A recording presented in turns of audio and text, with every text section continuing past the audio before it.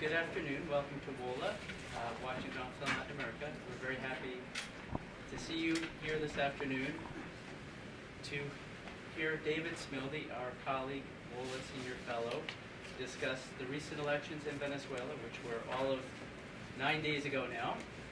Their aftermath in terms of what happened with an unexpectedly close vote.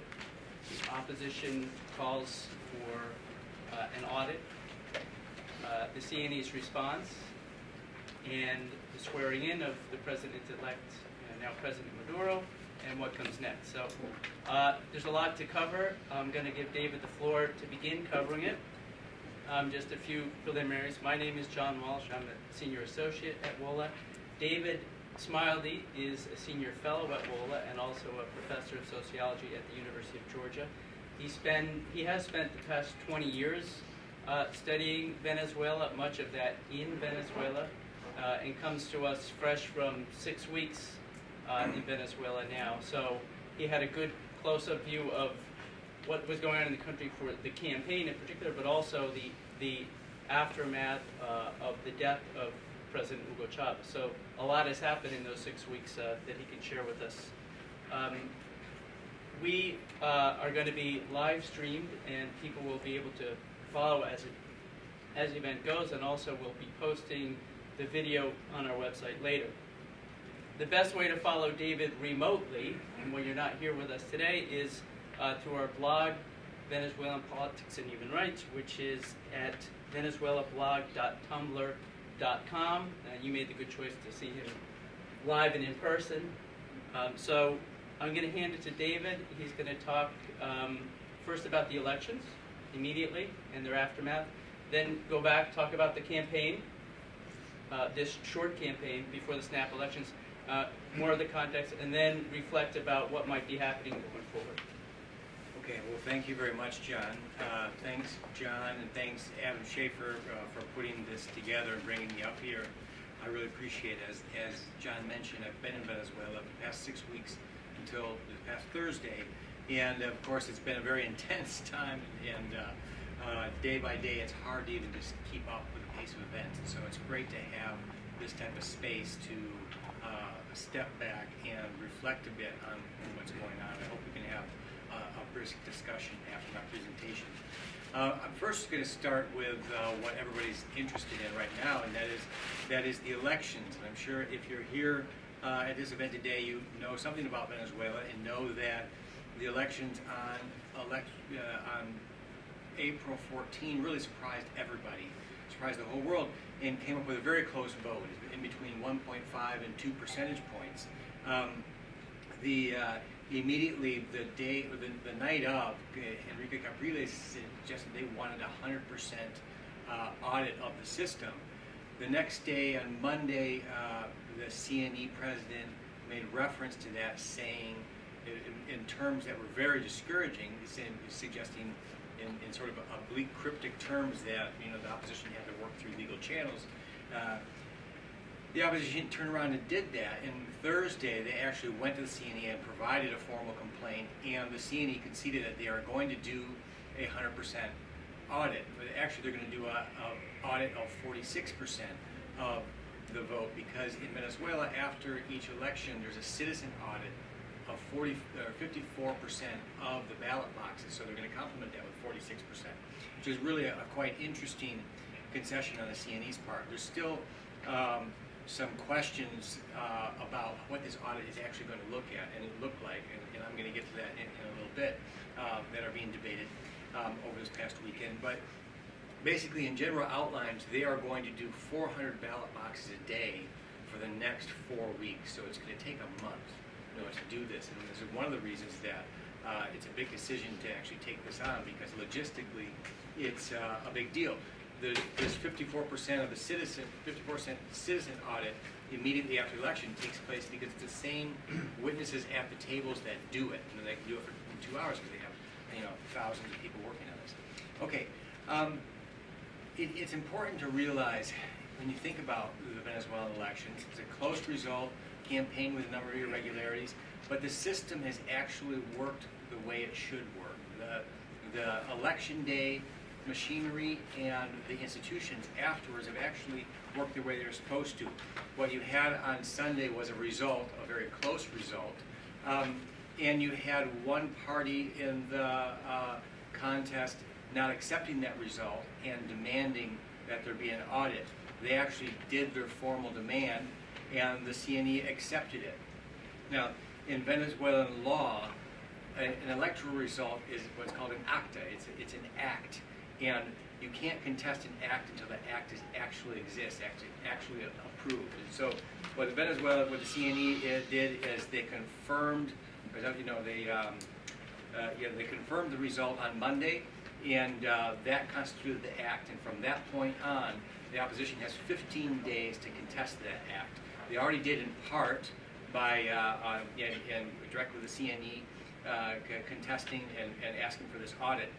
Now they also have a number of other irregularities that supposedly they're putting together evidence for, and that they can come in and contest the election in other ways. It seems clear now that both sides realize that this is not actually a recount. This is an audit, and that's an important point. This is an audit of the April 14 election. It's not a recount. The difference is that an audit, it can do two things. It can confirm the result, or it can disconfirm it. And if it disconfirms it, the elections are thrown out, either in certain electoral centers or of the whole election. So the potential, in theory, the result could be that it could go to a new election. There could be a new election, either nationwide or at certain tables. But it's not a recount in the sense that if they find, for example, that it looks like Capriles has more votes, then he's going to be declared the winner. No, it would lead to new elections. So that's an important distinction, and there's a lot of jostling about sort of the vocabulary of what's going on and what is meant by the different terms. The opposition, Capriles, right from the night of the election result, said he wanted this 100% audit. On Tuesday on national television, or at his press conference, he put forward a number. Well, that very night he held up a stack of papers and there's all these irregularities, and he mentioned them again on Tuesday, these irregularities. And it's important to realize also that this audit is not actually going to get at those regularities, really. Those regularities are talking about things like intimidation of voters, voting machines that didn't work, centers that closed early. That type of thing will simply be registered in the machines and the paper ballots that come out of the machine. So that's not actually going to get at the issues with the election. It's, I'll get a little bit later why they went down that road. It's not actually immediately apparent, because it doesn't really resolve the issues that they're worried about, and it's very, very likely that the audit is going to come up with the same result that we saw on election night. Okay. So, yeah, that's the basic point, that the system has actually worked the way it's supposed to work.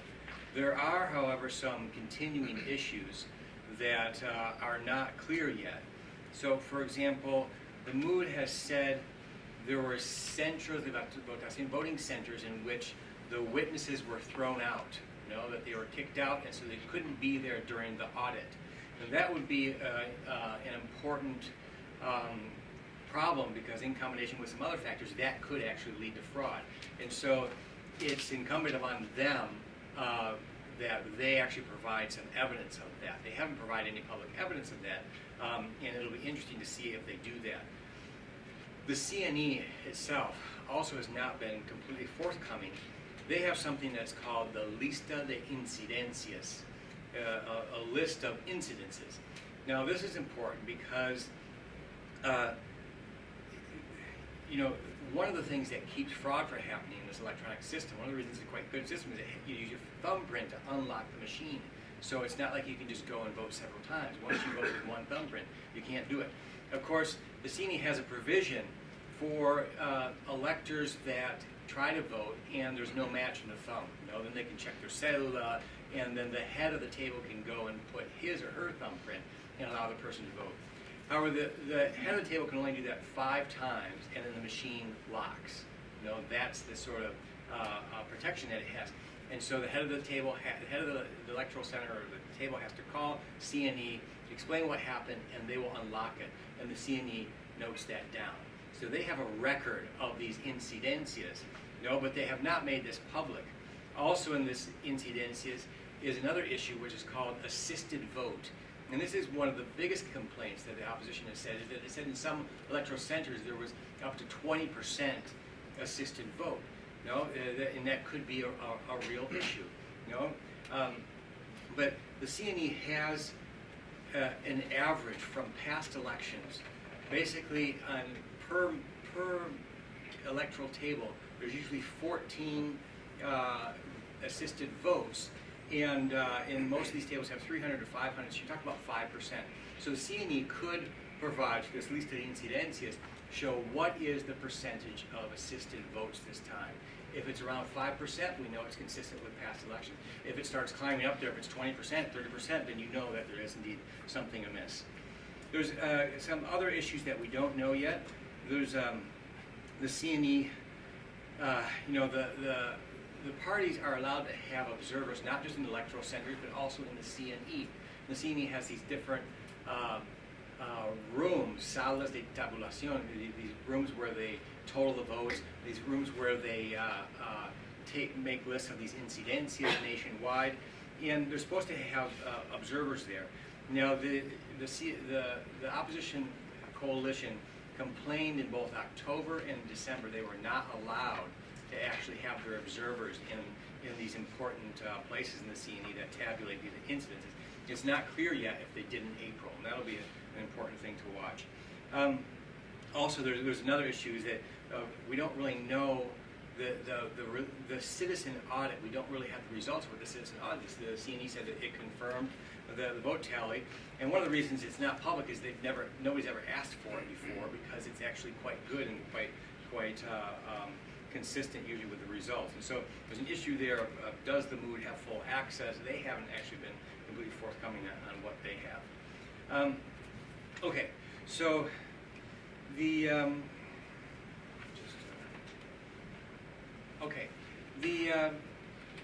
now thinking about the United States reaction to this, I think the U.S.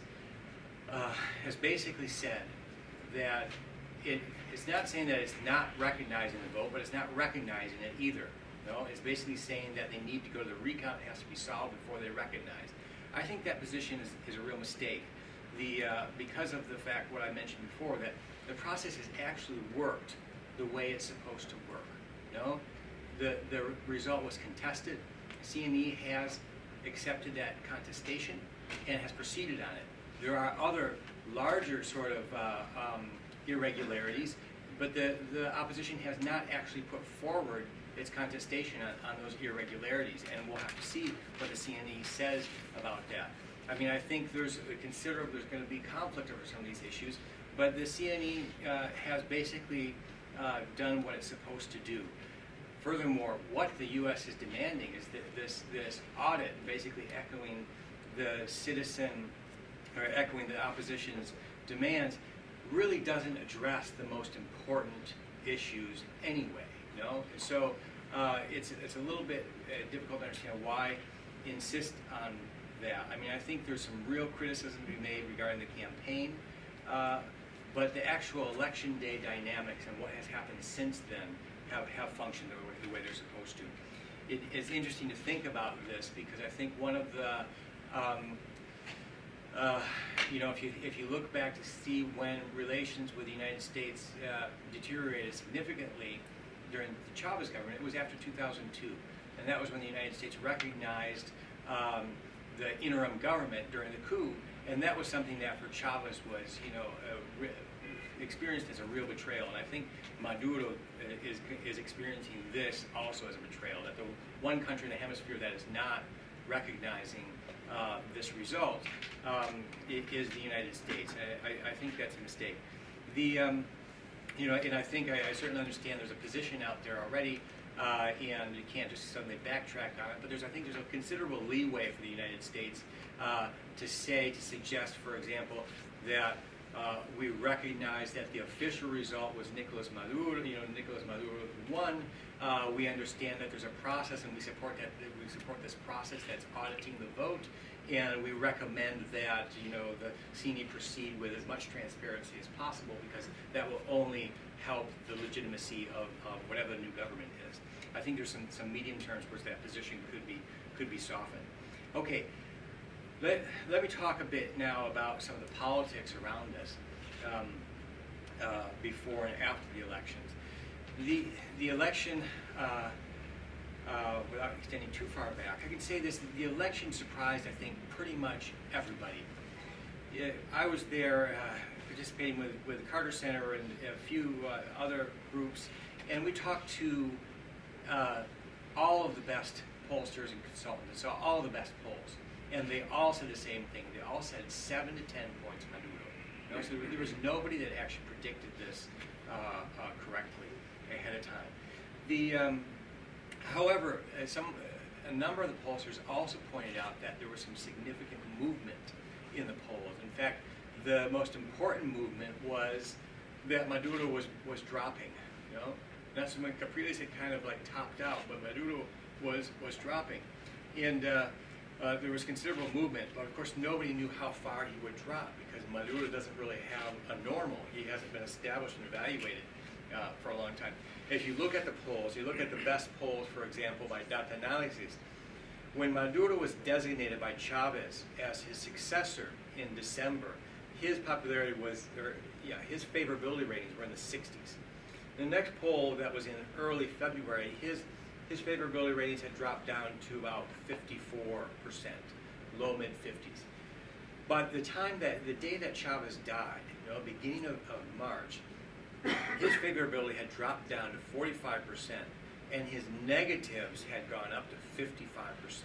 He had a net negative favorability, the day that Chavez died. Of course, once Chavez died, that totally flipped. There was about a 20-point total swing because his favorability jumped up to about 57%, and his negatives bottomed down to 43% or so. But of course, Chavez dies. There's the funeral. There's all the sort of ceremonies around that, and then Holy Week comes around. Everybody goes to the beach, and then there's a campaign, and they're going at it. It's normal politics, and of course that starts to dissipate. And so, but nobody knew how far Maduro would go down. If you look at it, the election is actually, you can make a quite nice comparison with the October elections because the electoral registry was actually exactly the same. They used the same people could vote this time that could vote in October, which was about 19 million voters. The turnout was almost the same. This time it was 79, 78.5%. Last time it was 80%. And so what you can see is that basically 750,000 people that voted for Chavez last time didn't vote for Maduro. They voted for Capriles. There was that switch, which amounts to about 5% of the electorate. If you think about Venezuela, the government can basically count on about 35% of the population are pro-Chavez, going to vote for Chavez no matter what. They usually then get another 20% of people that are independents and that they are sort of soft supporters of Chavez, and they're basically support dependent on performance, because Usually the government does well when people have a positive view of their life perspectives, you know, and when the economy is growing and things are working. And so instead of that 20%, this time they got 15% of that. 5% of the people peeled off and went to Capriles. And I think if you look at the plummet in Maduro's popularity at the end of February, beginning of March, it coincides with the third rail of Venezuelan politics, which is devaluation. You know, he ended up devaluing the currency by about 30%, which in Venezuela is something that's not popular with really anybody, just because it's inflationary, causes a recession. It doesn't, like in some countries, it would, you know, benefit some and not others, because it doesn't really benefit anybody, because Venezuela doesn't have a large export industry beyond oil. As well, there's very serious electricity problems, especially in the interior. You know, there's rolling blackouts, and this is sort of the same combination that hurt the government in 2010 in the legislative elections, which they ended up getting less than 50%. Okay,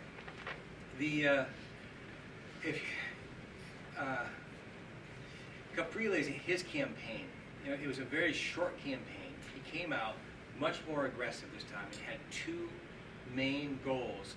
Basically, saying to people, Maduro is not Chavez.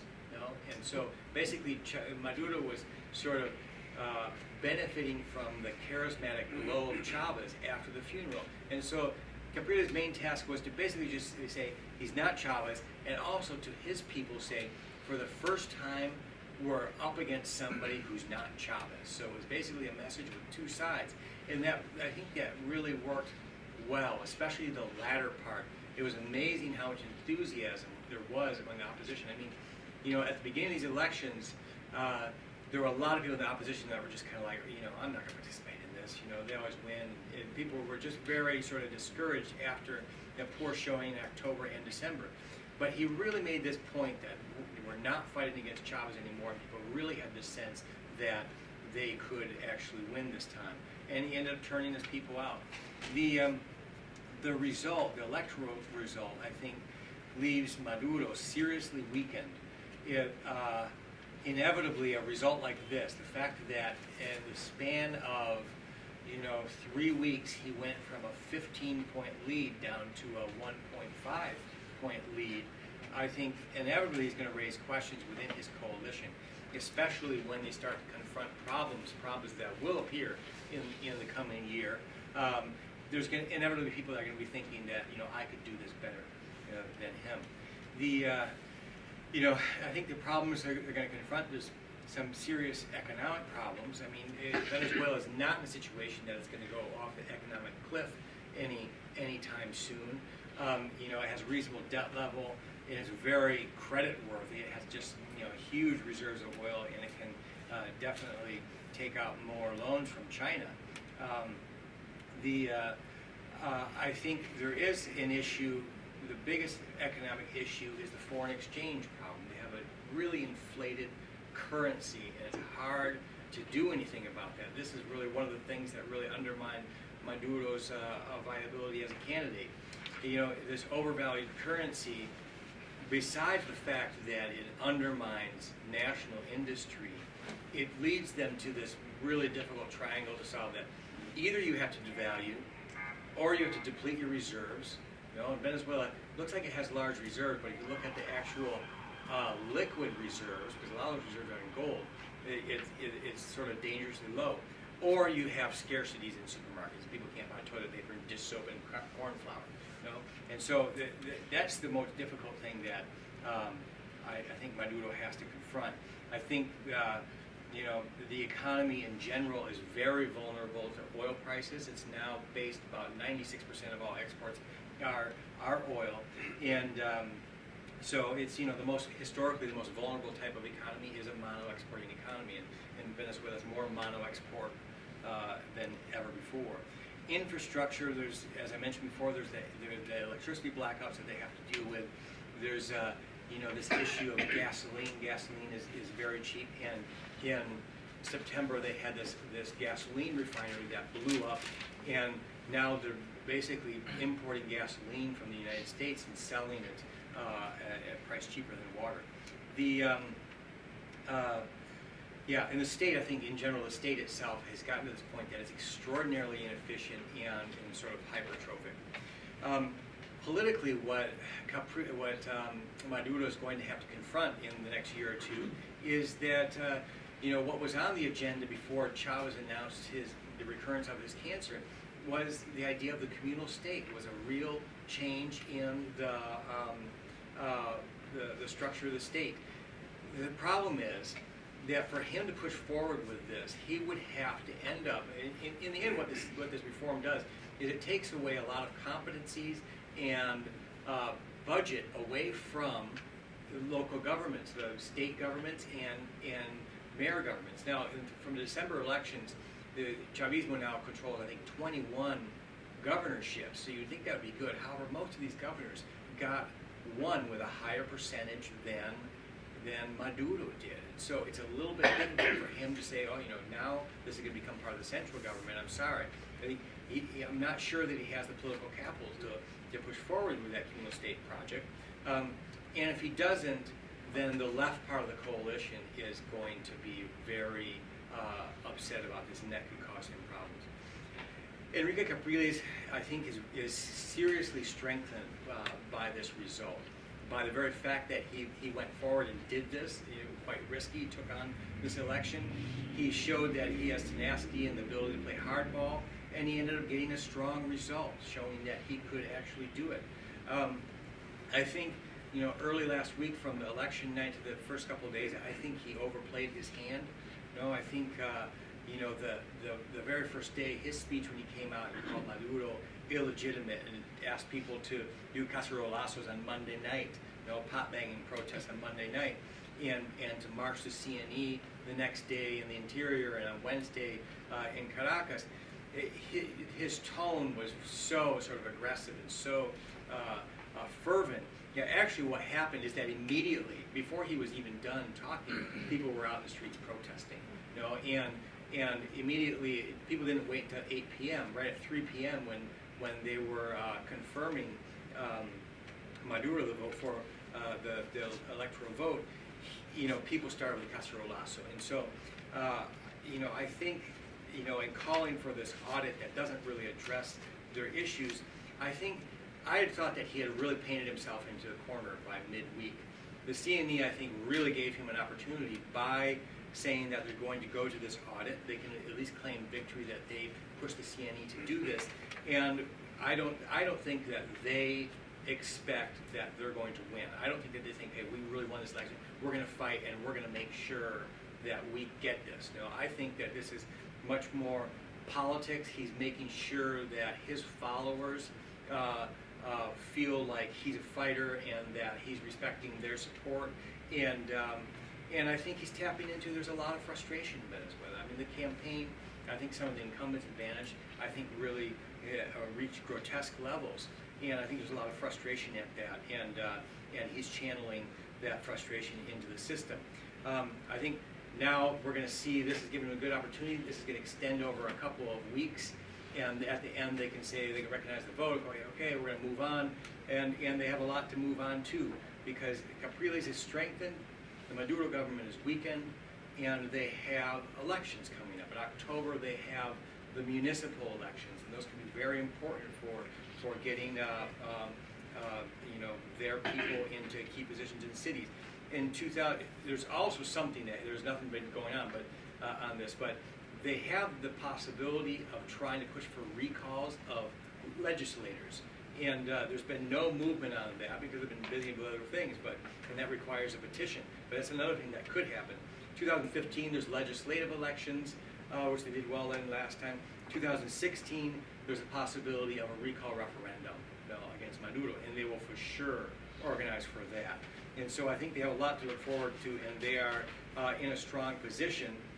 And it's important to remember how far they have come and how they've come this far. They've come this far because they've actually recurred in the past 6-7 years.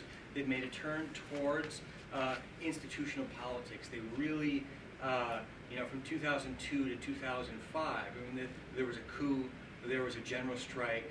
There was the Guarimba, the street protest that basically shut down the city. They abstained from the 2005 elections, and all those things left them very weakened and with very low popularity. And they've climbed back. Basically, the people that are in favor of participating in the democratic process have sort of won the day, and they've come a long ways to now that you can talk about Venezuela that's basically 50-50 instead of the 40-60 that it was not long ago. Okay, so if we want to open it up. Great. David, you already covered a lot, and we will open it, and we have a good amount of time for question and answer. So I'm going to get to you, and I'm going to ask, when you ask your question, to just identify yourself, and depending on the nature of the questions and how quickly they can be answered, we may take groups of questions. But first, I want to use my prerogative to ask a question about the CNE, which is going to be in the midst of this process now, which could take at least a month. And in the meantime, I understand that the CNE's rectors, at least some of them, their terms are up. So what is the process for replacing them or for them to continue in their seats? Well, it's actually an important issue, an interesting one. The CNE rectors, there's 5 rectors, and there's 3 that their terms end at the end of April. And it so happens that they are the 3 most moderate ones. The opposition, Vicente Diaz, the president, who is pro-government but has a deal, a modicum of independence, and Sandra Oblitas, or Tibisay Lucena and Sandra Oblitas. Sandra Oblitas also is pro-government, but somebody that's not fervently so. Their terms end. They could be renamed, but their terms end. The way that it's the National Assembly that names these CNE rectors, and they do so with a 2/3 vote, and that's an important thing because that means the government, the Chavez government, would have to negotiate with the opposition. Now, as many people have noticed, nothing has happened with this. There have been no movements, no requests for nominations, no discussions of nominations so far, and that's a problem because what happened in 2003 is that the National Assembly never acted, and it was the Supreme Court, the Tribunal Supremo de Justicia, that ended up deciding. That was a very different era. The Supreme Court was much more sort of balanced at that time, and they named several rectors, and they did quite a good job. This time, the Supreme Court is really strongly, absolutely pro-government, and if that happened, you can assume that the CNE would then have 5 strongly pro-government rectors. Now, it's not clear what's going to happen with this, and if they don't, it's not like their terms end at the end of April and then suddenly May 1st there's nobody there. Their terms will continue on until someone new is named. And so you would hope that it looks like they will continue on through this process, this auditing process, through its completion, because there's been no movement in naming someone else so far. Okay, thank you. All right, let's open to questions, and just raise your hand if you want to be recognized, and then just identify yourself and have at it. Yep. Here, Diana. Diana Negro from the Brookings Institution. David, thank you for a most interesting presentation. I am troubled by a contradiction which I need your help in understanding. We have a very pragmatic president. Maduro was known by diplomats as a man who got things done. And we see that pragmatism in his appointment of the finance minister, likewise known as a man who engages with foreign investors and the foreign multilateral institutions. And yet the treatment of the Spanish foreign minister and the Spanish government last week suggested frantic, emotional defensiveness, and none of that pragmatism. How do we explain it? I think there's a couple things going on there. I think Maduro, just like the rest of us, is a complex person, and he definitely has these 2 sides. He is known to be more flexible and more comfortable at the negotiating table than Chavez was. He was foreign minister for 6 years. he's also, you know, somebody that was trained as a youth, got his political training in Cuba, and he's somebody for whom the centerpiece of his sort of personal ideology is anti-imperialism. And so, if you look back at Maduro's statements over the past 6 years, you will see lots of really, you know, I hesitate to use the word extreme, but very strong sort of anti-imperialist statements. Lots of mentions of international conspiracy theories. You know, I mean, and I think it's, you know, he's a complex person, and depending on the situation, you'll see this more sort of person that can negotiate and be a little bit more moderate, or you'll see this person that brings out these anti-imperialist conspiracies. I mean, the same person that, you know, talks about anti-imperialism all the time is also the person that really brokered the deal in Colombia, you know, with Colombia, and with a very different government, with the Juan Manuel Santos government. And so there's that complexity in him and in his past. It's not something new. However, what you've seen in the past week, and I agree, you could see this from his speech on election night, is that this was a huge surprise. And this, I mean, this is hard to take, I think, for anybody. If you think you are the designated person by Chavez, you carry the torch forward, and he really gives you a 15-point advantage versus your adversary in election night. You barely squeak it in. I mean, that's a real blow. And he looked, you know, in that speech, he looked disconcerted. You know, you look at some of his speeches, and he talks about things that are way too sort of concrete and pragmatic. You know, and his swearing in. You know, his speeches are kind of discombobulated. He hasn't really found himself, and I think he has. My interpretation is that he has looked sort of frantic and defensive and disconcerted because he's frantic, defensive, and disconcerted. So, you know, and I think it's not hard to understand why. So. Yeah. Hi, my name is Jose Debasto. I'm a journalist from Venezuela. I was in the election working there. I have a couple of comments. I have to say I agree with you that the machinery worked on the election day, at least the electronic machinery. That's why I believe it's a mistake, even by Capriles, to call it a recount. Maybe not a mistake, but a simplicity, because the recount, if you count paper by paper, probably you will get the same result.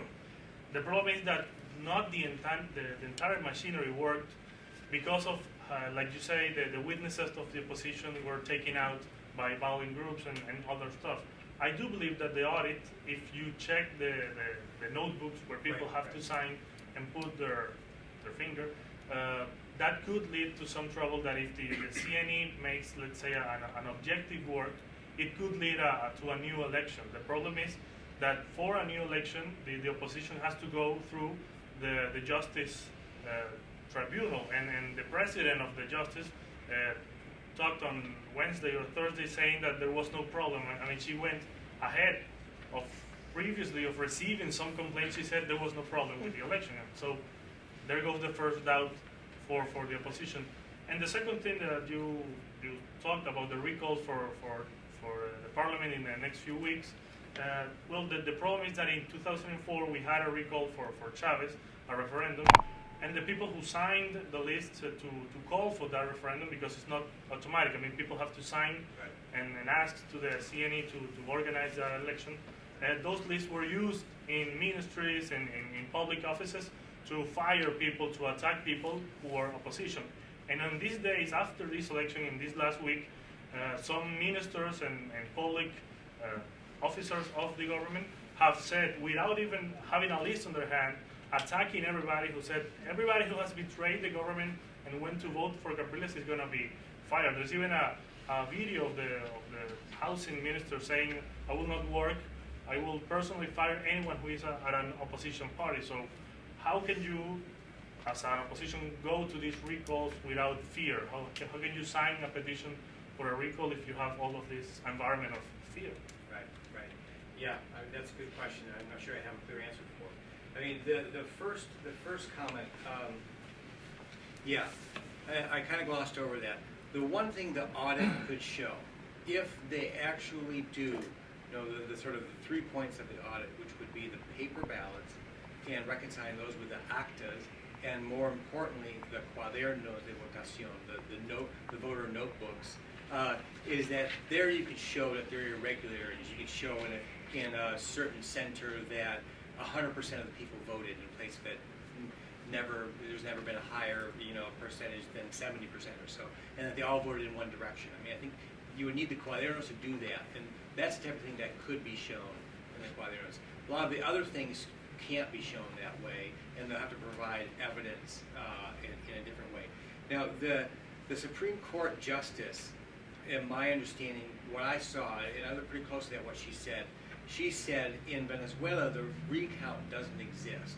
And that's true, there is no recount, and this is not a recount, it's an audit, and that means that you can confirm or disconfirm the election, and that would mean that there could be a new election. So she wasn't really talking about that. I think you could criticize her for being, just like you could criticize TV Side Lucena, her declarations on Monday, for being cryptic and for being discouraging, about something that they should be encouraging for. And if they're confident they won an election, they should encourage this, because it would bring people together and increase the legitimacy.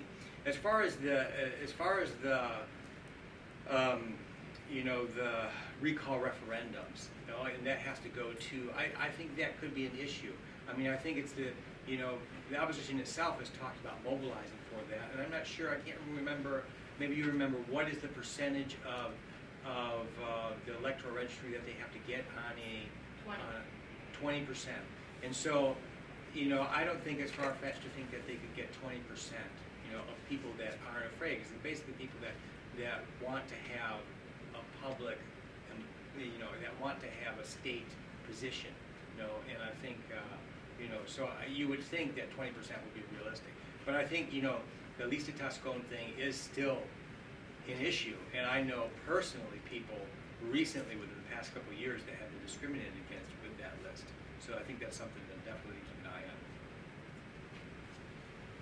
Any other hands? Any other questions? Yes. Hi, I'm Dawn from the Center for Democracy in the Americas. I was just wondering about the close count. So if 20% of the electorate did not, it's the same voter rolls, and 20% of the electorate didn't vote in October and 20% didn't vote this time. I keep hearing people say this many people switched, but I'm wondering if maybe it was just different people showed up. Because if, like you were saying, the opposition was probably empowered by the idea that they were not going against Chavez, finally, and the Chavistas had these polls telling them that they didn't really need to go to the polls. Right. I think that's mathematically that is definitely a possibility. That it could be a different 20% that didn't participate.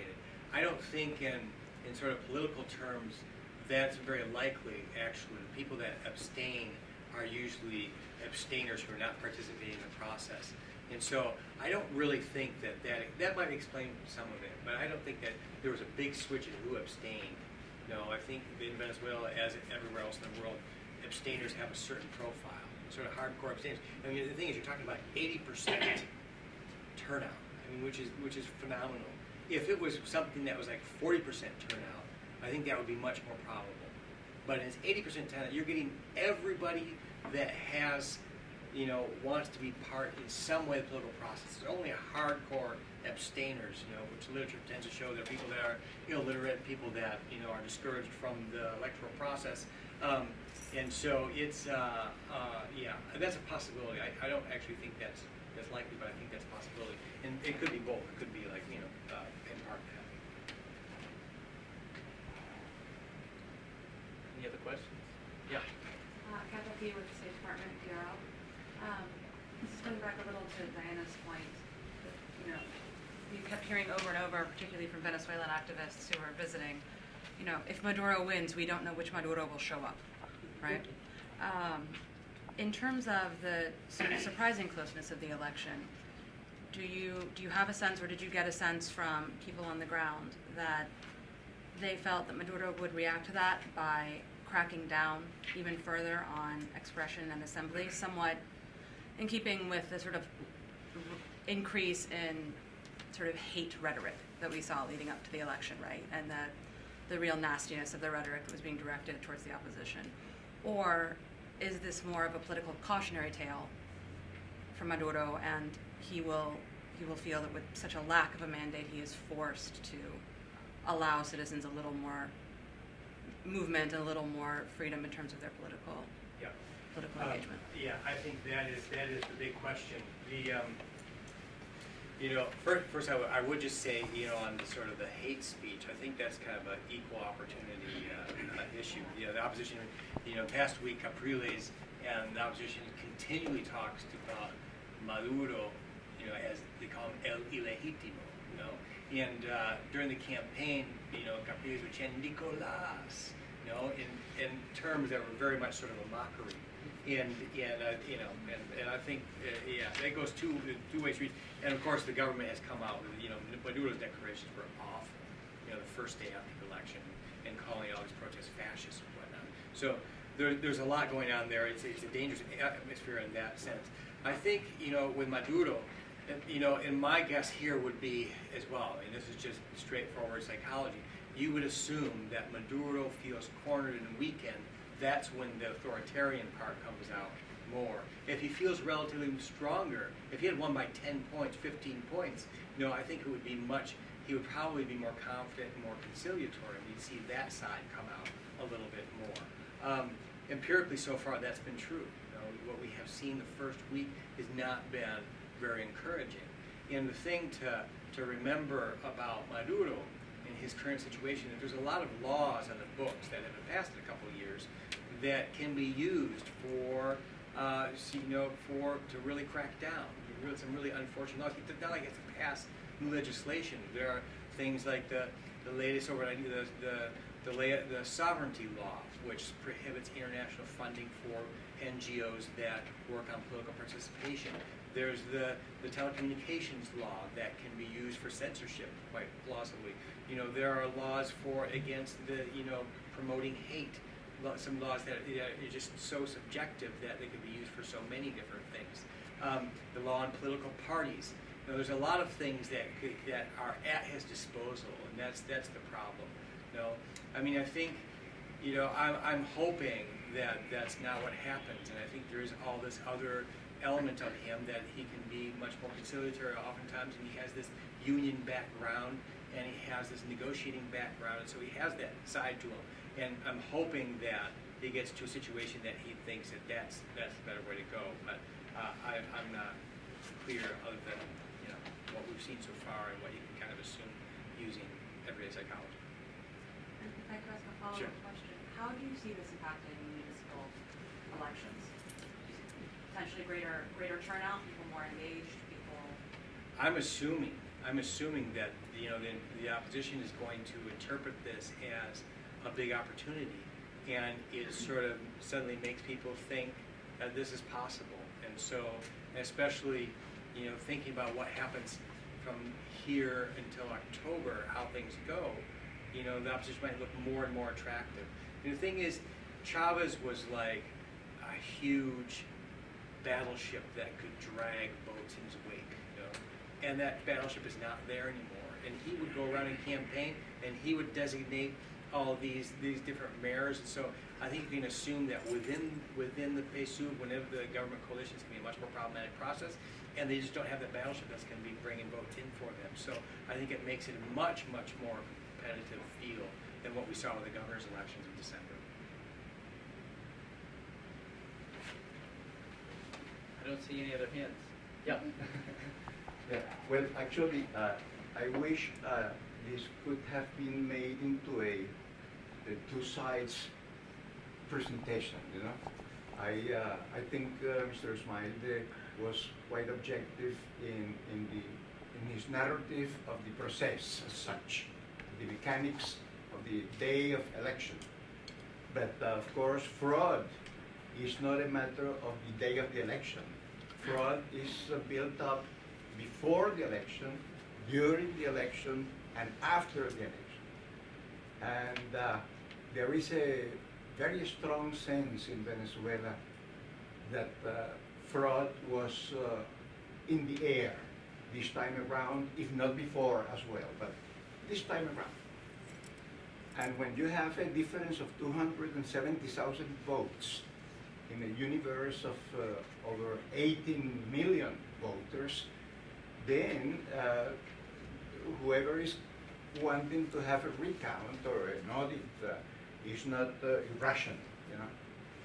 And the fact is that contrary to what David says about the CNE, I think the CNE is totally co-opted by the government.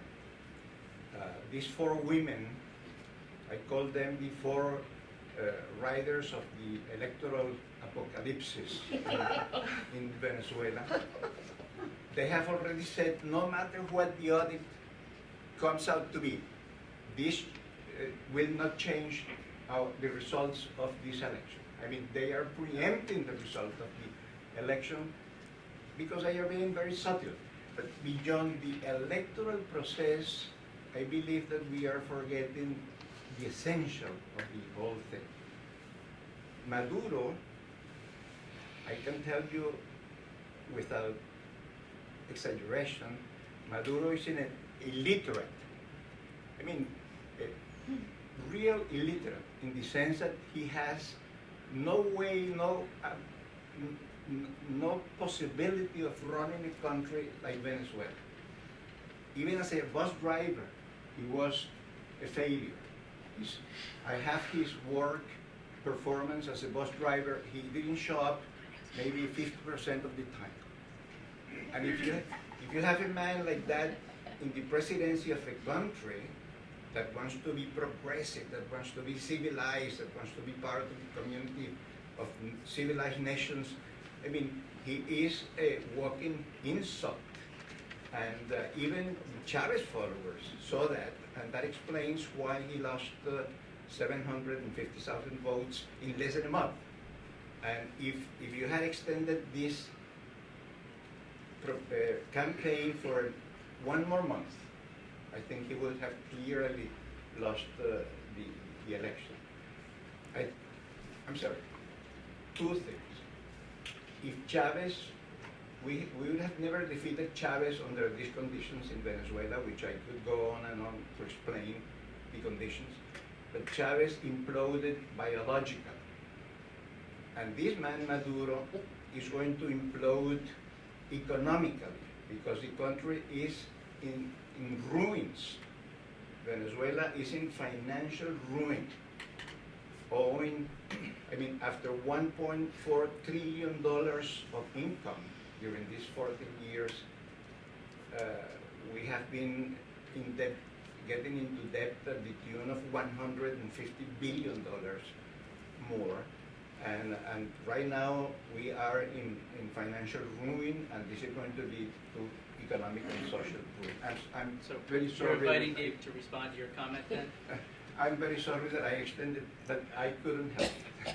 Okay, yeah, I mean, I think you can assume in Venezuelan politics that both sides are most people on both sides are more than willing to believe the worst about the other side, you know? And you could bring someone in here that's from the government or sympathizes with the government that could tell you stories ad nauseum about the opposition and how awful they are. I mean, in this kind of situation, the only way to resolve it is to actually use institutions, you know? And so if just saying there's fraud in the air is not enough. I mean, the opposition has said that about every election since 1998. What they have to do is act, in essence, that's what Capriles tried election night. Just said, this is fraud, we need a recount. They actually have to use the existing institutions and provide evidence and do it that way. Otherwise, what do you have? I mean, you have a country that's divided in half, and in both of those, the majority of each of those halves speak in these terms about the other side, that the other side is absolutely abominable, the bus drivers and whatnot. You know, as far as this idea that, you know, the rectors have said continually, yes, that this is not going to overturn the vote. The vote is the vote, and that's why it's an audit, and that's what the electoral law says. No, it's not a recount. It's not a recount. It's not if they've counted the votes, and Capriles has more votes. What that would lead to is throwing out the vote and a revote. And it's happened before. Not the presidential level, but it's happened with governorship, it's happened at the municipal level. And so, in that sense, they're absolutely correct. It's not going to touch this result. It can throw it out and lead to revote, but it's not going to overturn the election. Yep, Sarah. Sarah Stevens, Center for Democracy in the Americas. Thank you, John and David. This is really interesting. I have three questions about kind of foreign relations. The first one is about the United States, and I don't know if you know the answers to these questions, but my understanding is that the U.S. still hasn't recognized Maduro as the elected person who won the elections.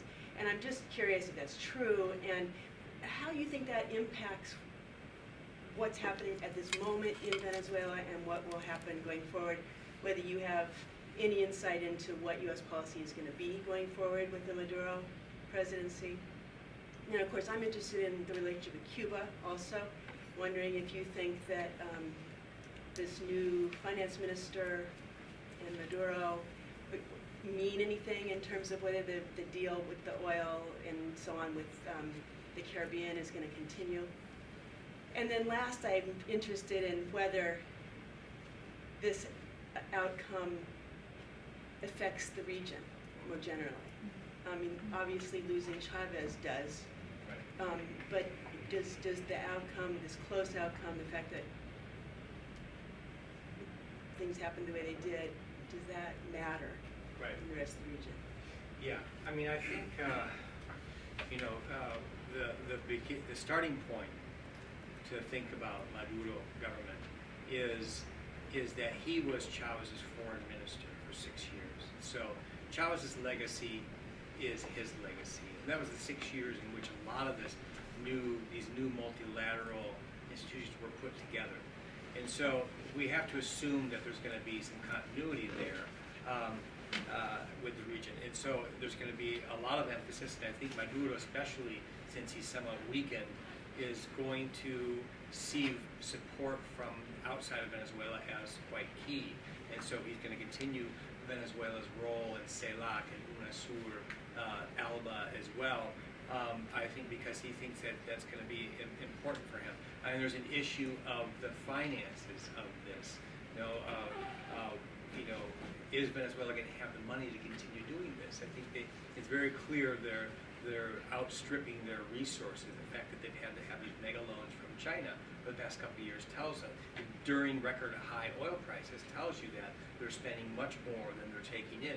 And so that could put some pressure on this. But I think it won't be a wholesale sort of elimination of, say, Petrocaribe.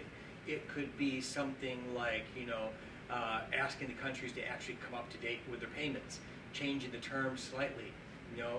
Could be, canceling a new refinery in Nicaragua, so something like that, no spending. It'll be things like that, nibbling around the edges and diminishing some of the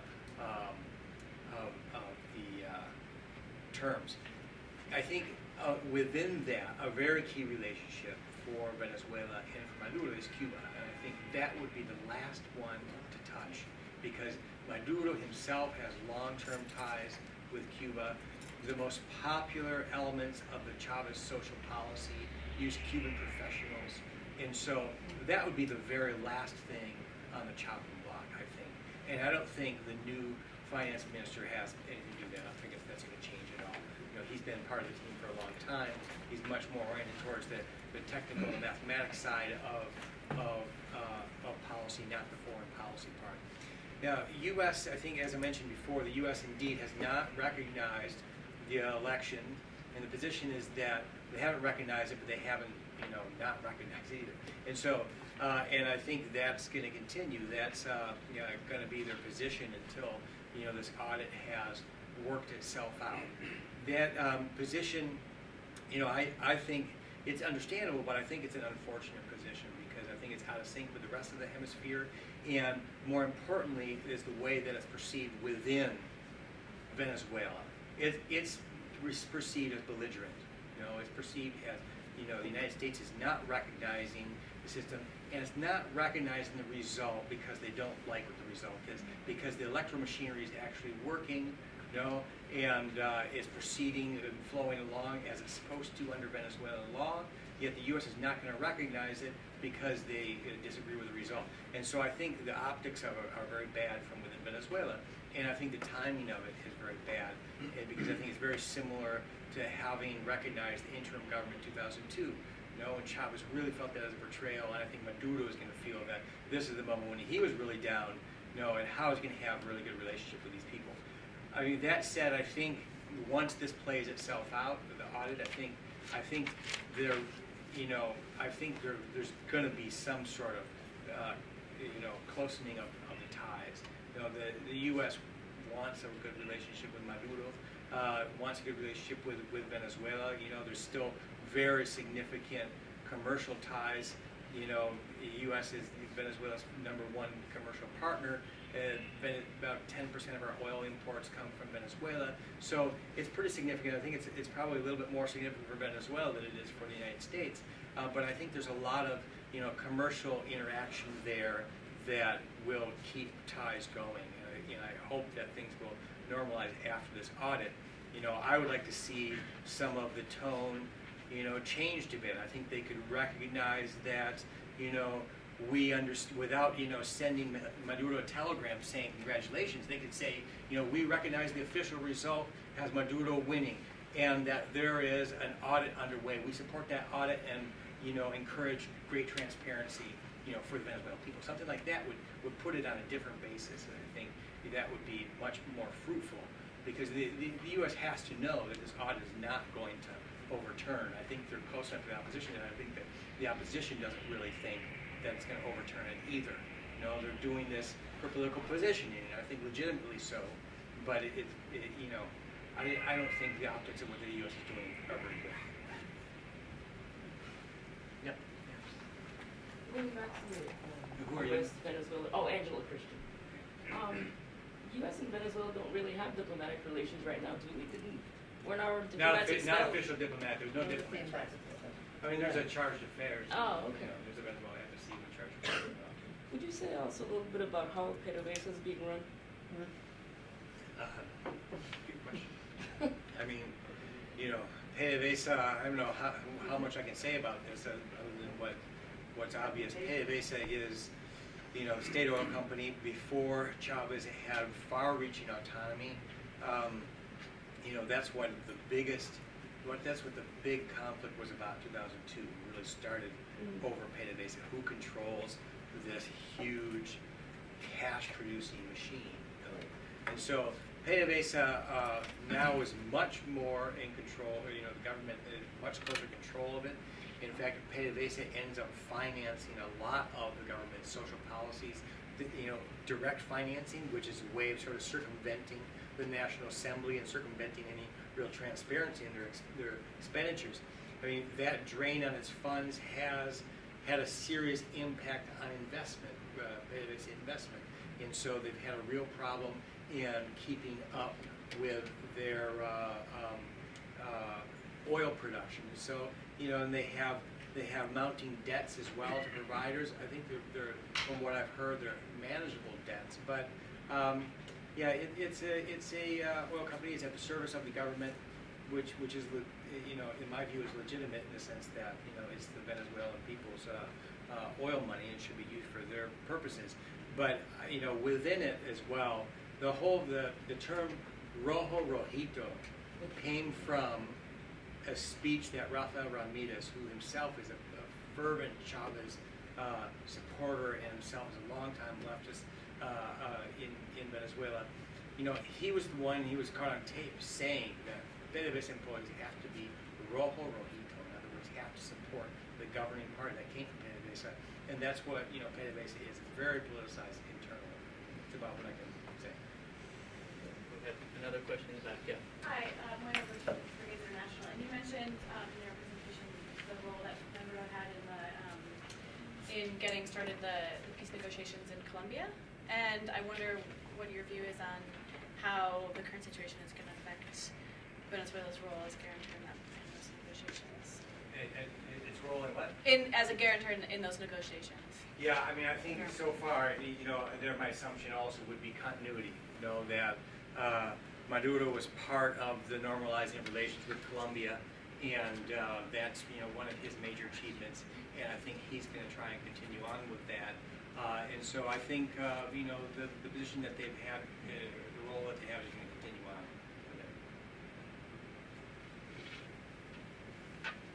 Last call. No other questions? Great. Well, I want to thank you as the audience for asking such good questions and being with us. Especially want to thank David for being. This is a one-day stop, one-day tour, and it's a terrific talk. So thank you very much. And remind everyone that David blogs at Venezuelan Politics and Human Rights, Venezuela.tumblr.com. This event will be posted to our website later, and we will be sure to follow what is happening with the audit and what comes after. So thanks very much.